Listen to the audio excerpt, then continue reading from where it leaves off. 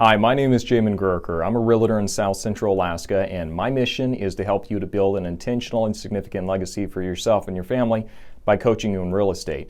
And today, the best way we can help you do that is by giving you a market update on what is going on across all of Alaska and kind of the time period that we're looking at from about the beginning of January to near the end of February. So let's take a look and just see how across the board, how we're doing for the state. Before we get in though, do make sure you give this video a like. It does help other people to find it. Make sure you subscribe so you receive more information like this in the future that's going to keep you updated. And without further ado, let's jump into today's update. Now, the first thing we want to check out when we're trying to get a feel for how the market is doing here across Alaska as a whole is just to see what the inventory is doing for the residential market. So back here, we're seeing that last year we had about 2,926 homes were on the market. This year, it's obviously taken a bit of a dip to 2,036 homes that are currently on the market. So inventory across the board and the entire state of Alaska is significantly lower. Probably not quite a third, but pretty close to a third has just been cut out of our inventory. The next thing that we want to check out is just to see how many properties are going under contract during the time period that we're looking at. So surprisingly, we have 809 homes that went under contract this time, the time period we're talking about. Last year, 809. This year, obviously more, roughly about 1,058 if I recall correctly. So what we're seeing here is that even though the inventory is low across the board, we have more properties going under contract. And we'll talk about what that's an indication of in the summary. Now, the next thing we're going to check out here is just the number of properties that actually sold in the time period that we're looking at.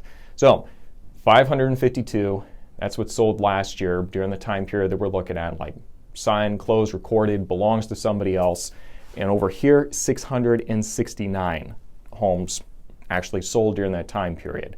So this is clearly showing us that there's still a lot of demand out there. Like inventory is low, but people still want to get into homes, partly because the interest rates are so low at the moment. So favorable indicators, and let's go ahead and take a deep dive and look and see how we're doing with some of the specific markets.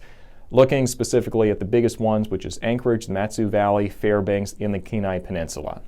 Now, what I want to do with these updates here is just give you historical perspective to really show you how unique the market is that we're in right now in the specific markets that we're talking about. So looking first at Anchorage, what we're seeing with the 5-year trend is that we're actually seeing that we've seen about a 36% increase in the sold volume. So that's really what this is showing us over here. We're seeing a 36% increase in the sold volume, the total number of properties that have actually sold. So, like I said, lots and lots of demand. What we're also seeing, looking more over here to the average sold price, is it's gone up, pretty significantly. It was roughly about $370 the year before. Now, looking at the same time period, it's about $394,000. So we're seeing a pretty good uptick there as well. And again, that's just really indicative of a strong market where people are wanting to buy. We'll talk more about that in the summary, but that's what we're seeing for the 5-year trend. Kind of just the 30,000 foot view for what's going on in Anchorage. Take a bit of a break. Did you know that I actually host a podcast in addition to the Alaska Realtor YouTube channel? Well, you do now. Do make sure you go check out the podcast. Link for that is going to be down below. I interview people such as Nicole Johnson, who is a Hall of Famer for Alaska Native Sports, and I did run mushers like Larry Doherty and creators of the creator of the Tundra comic strip, Chad Carpenter, as well. In addition to some other people, and I'm interviewing more people all the time who have interesting, unique backgrounds and stories about Alaska. So do make sure you check that out, and let's go and jump back into today's video. Let's switch gears now and look at what's going on in the MatSu Valley. So this over here shows us that we're actually seeing about a 33% increase in the total volume, the total number of properties that have sold and the total dollar value they added up from that. So the total volume is up significantly. The number of units that sold is going to be up as well. I believe this comes out to being roughly about 23%. So a pretty sizable increase. Average sold price historically has significantly gone up as well. As you can see over here, it's gone up to roughly about 293,000, whereas the year before is about 278,000.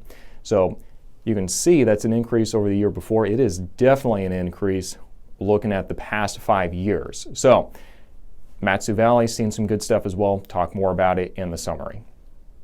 Now let's take a look and see what's going on over in Fairbanks. Number one, the total volume of the properties that have sold has actually decreased by 0.58%. So instead of increasing like we're seeing with the other markets, Fairbanks has actually decreased very, very slightly. Not a whole lot though. What we're seeing over here at the number of units that have actually sold, there's been a decrease by, rounding it up to about 20% for the number of properties that have actually sold.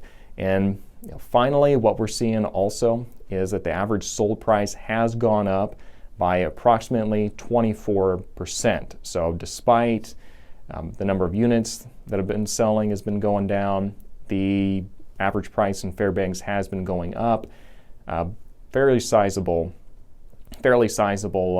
amount there. So what's not reflected here is just the low inventory that they have in Fairbanks, and I believe that's what's driving the price right at the moment in that specific market.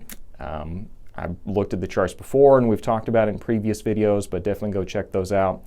I suspect the trend of just the low inventory, like low, like even low compared to just having inventory cut in half in Anchorage and the MatSu Valley, is really keeping the price at a pretty healthy level for the market in that area.